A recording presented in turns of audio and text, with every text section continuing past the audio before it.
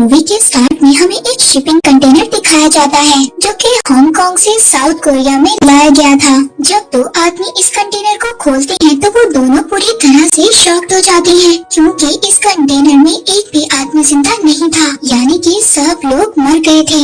इन दोनों को कुछ भी नहीं पता था कि इतने ज्यादा लोग ऐसे कैसे मर गए। तभी वहाँ पर एक सर्वाइवर जो अभी जिंदा था वो इन दोनों आदमियों में से एक का पाँव पकड़ लेता है। ये लोग उसको वहाँ पर बहुत ज्यादा मारते हैं। इन दोनों आदमियों में से एक आदमी कहता है कि इसको मार देते हैं, मगर उसका दूसरा साथी इस बात के लिए तैयार नहीं था।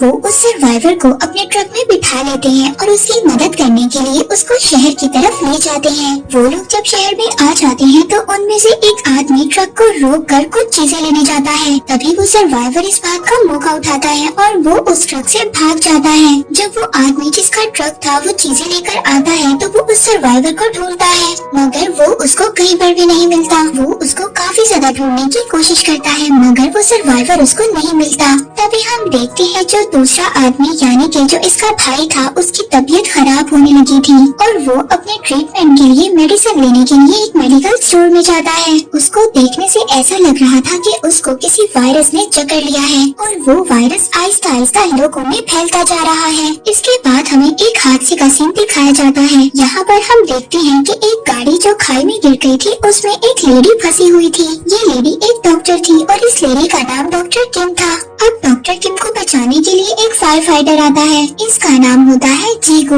वो डॉक्टर किम को बचा लेता है और बचा कर बाहर ले आता है। तभी हम देखते हैं कि जीगू को डॉक्टर किम पसंद आ गई थी।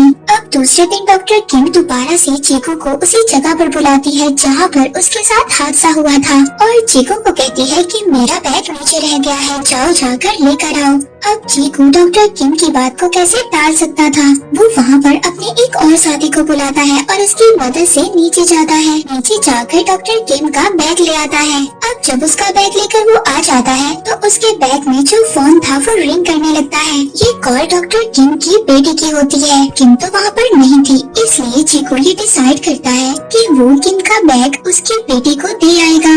अब यहाँ पर हमें ये बात भी पता चलती है कि किम की शादी हो चुकी है और उसकी एक बेटी भी है, मगर उसके हस्बैंड ने उसको काफी टाइम पहले छोड़ दिया था और वो अब अपनी सिर्फ बेटी के साथ रहा करती थी। उसकी बेटी का नाम मीरू था। जीकू जब मीरू से मिलता है पहले तो वो उससे बात नहीं करती, मगर जब जीकू उसको थोड़ा सा अच्छा लगता है तो वो अपनी मदर का बैग उससे ले लेती है। अब जीकू अपनी कार में वापस जा रहा होता है। तभी हम देखते हैं कि जीकू के पास जो बस जा रही थी उसमें एक आदमी बहुत जोर जोर से खांस रहा था। इसका मतलब ये है कि ये वायरस अब आहिस्ता आहिस्ता फैल रहा था। तो उसी तरफ जब किम की बेटी घर वापस आ जाती है तो वो अपनी मदर को उनका बैग देती है। वो देखकर बहुत ज्यादा खुश होती है और पूछती है कि ये तुम्हें कहाँ से मिला। तभी वो बताती है कि मुझे चीकू नाम के एक अंकल ने ये बैग दिया है। किम इस बात को समझ गई थी कि ये वो ही फायर फाइटर है और वो दिल ही दिल में उसका शुक्रिया अदा करती है। अब किम और उसकी बेटी दोनों मिलकर एंजॉय कर रही होती है। तभी किम को हॉस्पिटल से कॉल आती है कि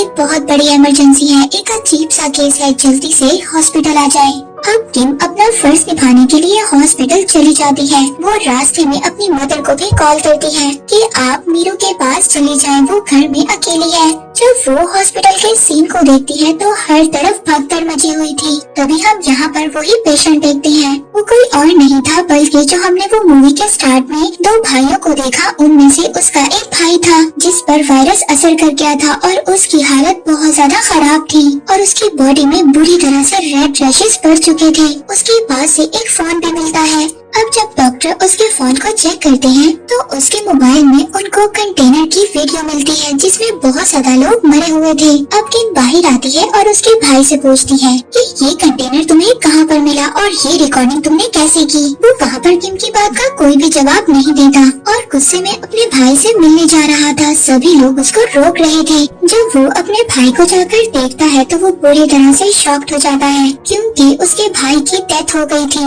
जब वो अपने भाई को टच करता है तो सभी डॉक्टर उसको रोकते हैं, मगर वो अपने भाई को ऐसे देखकर बिल्कुल टूट चुका था और वो वहाँ पर अपने उन्हीं हाथों से बाकी लोगों को भी टच करने लगता है, मगर सभी डॉक्टर इसको कंट्रोल कर लेते हैं। इसके बाद हम मीरू को देखते हैं, जिसको वही सर्वाइवर मिलता है जो कंटेनर में बच गया था। मीरू उसको खाने के लिए खाना देती है। वो सर्वाइवर बार बार मीरू से यही बोल रहा था कि तुम मुझसे दूर रहो, लेकिन मीरू उस सर्वाइवर को बार बार अपना नाम बता रही थी और उसके पास जा रही थी। तभी वो सर्वाइवर वहाँ पर जोर जोर से खांसने लगता है। मीरू अब यहाँ पर परेशान हो गई थी। तभी वो अपने चीकू अंकल को कॉल करती है और उनको वहाँ पर बुलाती है। जब वो लोग वहाँ पर दोबारा पहुँचते हैं तो वो सर्वाइवर वहाँ से जा चुका था। हमें बहुत बुरा मंजर दिखाया जाता है, जहाँ पर लोग जोर जोर से खांस रहे थे और सभी में एक एक कर ये स्ट्रेंज वायरस फैलने लगा था। अब डॉक्टर्स और पुलिस मिलकर उस कंटेनर को ढूंढ लेते हैं। जब वो उस कंटेनर को देखते हैं तो उसमें काफी ज्यादा लोगों की लाशें थी। वो वहाँ पर उस एरिया को सैनिटाइज करते हैं और उसके बाद उस कंटेनर को जला देते हैं ताकि ये वायरस यहीं पर खत्म हो जाए। मगर ये वायरस पूरे साउथ कोरिया में फैल चुका था। तभी हम देखते हैं कि मीरू अपने चीकू अंकल के साथ एक मॉल में थी। चीकू वहाँ पर मीरू से उसकी मदर का नंबर भी मांगता है ताकि वो उसको उसकी मदर के पास सेफली भेज सके। तभी हम देखते हैं कि मीरू को खाते हुए नींद आ जाती है और वो सो जाती है। चीकू उसको उठाकर बाहर ले आता है। तभी वो आकर देखता है कि मॉल में हर तरफ भगदड़ मची हुई थी।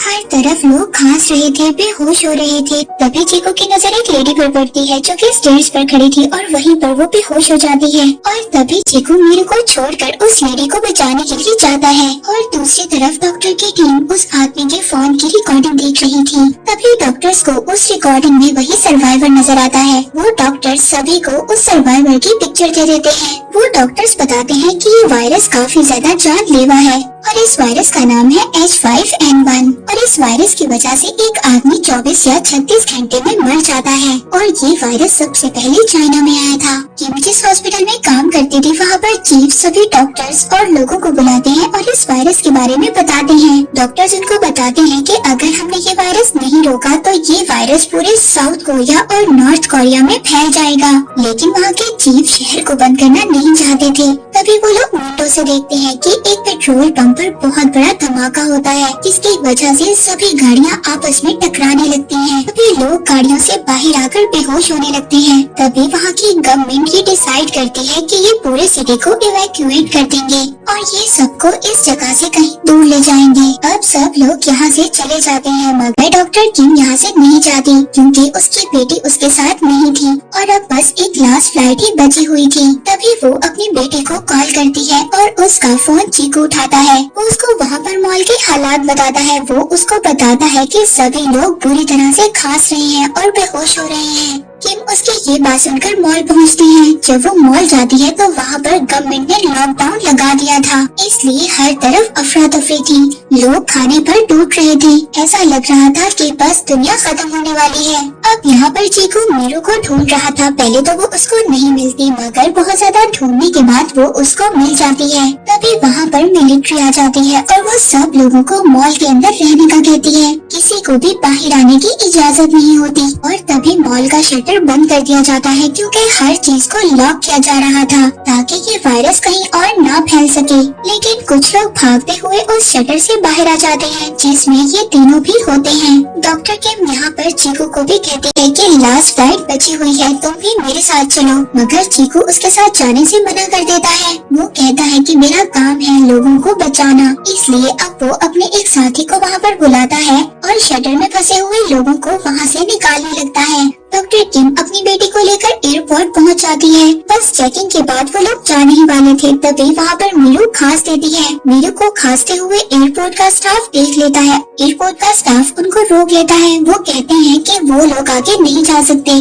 तभी डॉक्टर किम उनको समझाती है कि इसको एक नॉर्मल कोल्ड है, ये जल्दी रिकवर हो जाएगी और वो उन दोनों को एयरपोर्ट से बाहर निकाल देते हैं। यहाँ पर हमें पता चलता है कि ये वायरस H5N1 है। ये सबसे पहले एक बर्ड को हुआ था और अब ये वायरस इंसानों में भी आ गया था। पूरी सिटी में लॉकडाउन लगा दिया जाता है। जो जहाँ पर था उसको वहीं पर रोक दिया जाता है। अब वहाँ के प्रेसिडेंट मीडिया के जरिए सब लोगों से कांटेक्ट करते हैं कि हम शर्मिंदा हैं, हम इतने ज्यादा लोगों की जान नहीं बचा सके, मगर अब जितने भी लोग बच गए हैं हम पूरी कोशिश करेंगे उन लोगों को बचाने की। अब इसके बाद वहाँ पर मेयर के साथ सब लोगों की मीटिंग होती है। वो इन सबको कहते हैं कि हमें एक बड़ा सा कैंप लगाकर सब लोगों को वहाँ पर रखना चाहिए। लेकिन वहाँ पर सीनियर डॉक्टर उनसे कहते कहते हैं कि अगर हमने ऐसा किया तो जो लोग इन्फेक्टेड नहीं है वो भी इन्फेक्टेड हो जाएंगे और जिन लोगों को वायरस नहीं है वो लोग भी मुसीबत में आ जाएंगे। अब वो लोग कोई भी डॉक्टर की बात तो नहीं सुनता, सभी मेयर की बात को सुन लेते हैं क्योंकि हमें पता है कि गवर्नमेंट के पास एक अलग ही पावर होती है।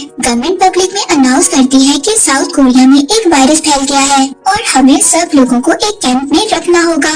अब ये न्यूज आने के बाद हर जगह पर मिलिट्री फैल जाती है। अब सब लोगों को घरों से निकाला जा रहा था और उस कैंप में रखा जा रहा था। हम देखते हैं कि WHO के हेड और साउथ कोरिया के प्रेसिडेंट दोनों मीटिंग करते हैं। डॉक्टर प्रेसिडेंट को मीटिंग में बताते हैं कि हम जो कर रहे हैं वो बिल्कुल गलत है, ऐसे तो और लोगों को भी वायरस लग जाएगा। लेकिन वहाँ पर वाइस प्रेसिडेंट डॉक्टर की कोई भी बात मानने को तैयार नहीं थे। प्रेसिडेंट डॉक्टर से कहते हैं कि हमने तुम्हारा अप्रूवल नहीं मांगा, हमें सिर्फ इतना बताओ कि आगे इस वायरस को कैसे रोका जा सकता है। डॉक्टर्स प्रेसिडेंट को कहते हैं कि हमें एक PCR टेस्ट लेना होगा जिनकी रिपोर्ट्स 48 घंटों में आएगी और जो लोग ठीक होंगे उनको अलग कर दिया जाएगा और उन लोगों को 48 घंटे तक उसी कैंप में रखना होगा। इसी बीच डॉक्टर किम अपनी बेटी मीरू को देखती है जो अब वो भी इन्फेक्टेड हो गई थी, लेकिन डॉक्टर किम किसी को भी नहीं बताती। तभी वहाँ पर जीकू को भी ये बात पता चल जाती है। वो डॉक्टर किम से कहता है कि तुम्हें अपनी बेटी को अलग कर देना चाहिए, अगर तुमने ऐसा नहीं किया तो बाकी लोग भी इन्फेक्टेड हो जाएंगे। लेकिन किम इसकी बात को नहीं मानती। वो कहती है कि मैं इसको लोगों से अलग रखूंगी, हमेशा मास्क पहना कर रखूंगी। फिर अगले दिन सुबह हम सिटी को देखते हैं जहाँ पर हर चीज रुक गई थी। अब मिलिट्री वालों को भी वो सर्वाइवर मिल गया था और वो अब उसके लिए एक अलग कैंप बनाते हैं। और तभी गवर्नमेंट ये डिसाइड करती है कि उस कैंप में से जो गवर्नमेंट ने बनाया था वहाँ पर से कोई भी आदमी बाहर नहीं जाना चाहिए। अगर ऐसा हुआ तो बाकी कंट्रीज में भी ये वायरस फैल सकता है। मीरू की भी हालत बहुत ज्यादा उस वायरस की वजह से खराब हो रही थी। वो बार बार बेहोश हो रही थी और उसकी बॉडी पर भी रेड से रैशेस आ गए थे। डॉक्टर किम अपनी बेटी को बचाने की बहुत ज्यादा कोशिश करती है। वो बार बार गॉड से प्रेयर भी कर रही थी, मगर अभी तक इस वायरस की कोई भी वैक्सीन नहीं बनी थी। वहाँ पर उसी सर्वाइवर का भी डॉक्टर टेस्ट कर रहे थे। तभी डॉक्टर्स की टीम किम के पास आती है और उसको भी वो अपनी टीम में शामिल होने का कहती है क्योंकि डॉक्टर किम एक स्पेशलिस्ट थी। अब सब डॉक्टर्स जब उस सर्वाइवर का टेस्ट करते हैं तो उनको पता चलता है कि वायरस होने के बावजूद उस सर्वाइवर को कुछ भी नहीं हुआ और वो बिल्कुल ठीक हो गया और वो इस वायरस से अब बिल्कुल रिकवर हो गया है। इसका मतलब ये था कि उस सर्वाइवर के ब्लड से वैक्सीन को बनाया जा सकता था। इसके बाद वहाँ पर जो डॉक्टर्स थे वो अपने सीनियर डॉक्टर को वीडियो कॉल करते हैं और वो अपने सीनियर डॉक्टर से पूछते हैं कि हम इस सर्वाइवर के ब्लड से एक सीरम बनाना चाहते हैं। ये डॉक्टर उनको परमिशन दे देते हैं। फाइनली ये लोग सीरम बना लेते हैं और रिजल्ट भी पॉजिटिव आता है। उन्होंने वो सीरम बना लिया था। वो लोग काफी ज्यादा खुश हो गए थे, लेकिन इस सीरम को लगाने के लिए लोगों को काफी टाइम चाहिए होगा। तभी हम वहाँ पर देखते हैं कि डॉक्टर किम एक सीरम चुरा लेती है। डॉक्टर किम अपनी बेटी को वो इंजेक्शन लगा देती है, मगर तभी वहाँ पर आर्मी के लोग आ जाते हैं। वो डॉक्टर किम पर गुस्सा करते हैं और कहते हैं कि तुमने इसे यहाँ पर क्यों रखा हुआ है, ये बाकी लोगों को भी इन्फेक्टेड कर देगी। और हमें यहाँ पर पता चलता है कि डॉक्टर किम ने अपनी बेटी को इंजेक्शन लगा दिया था, लेकिन वो बेहोश थी।